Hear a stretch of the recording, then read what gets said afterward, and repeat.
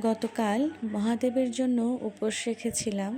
তো আজকে সকালে পারণের টাইম ছিল।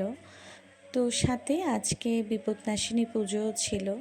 সকালে উঠেই আগে আমি স্নান সেরে আমার পুজোর ঘরের কাজগুলো সেরে নিয়ে তারপর বিপত্তারিণী পুজোর জন্য আমি নৈবেদ্য করেছি।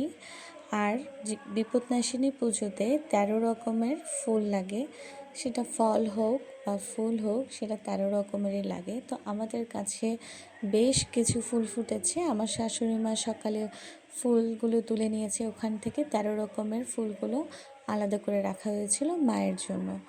তো এই পুজোর জিনিসগুলো গুছিয়ে দিয়ে আমি আমার ঘরের পুজোটা শেষ করলাম। ঘরের পুজো শেষ করে আমি পারণ করেই চলে গিয়েছিলাম আমার পাশেই একদম দিদির বাড়িতে। ওনার বাসায় বিপত্তারিণী মায়ের ঘট আছে।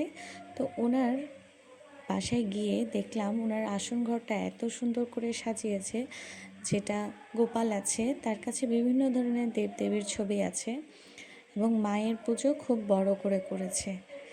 খুব ভালো লাগলো, প্রসাদও গ্রহণ করলাম সবাই মিলে। তার মধ্যে আমার পিচ্ছিটা দুষ্টমি তো করছেই, সে একটু একটু হাসে।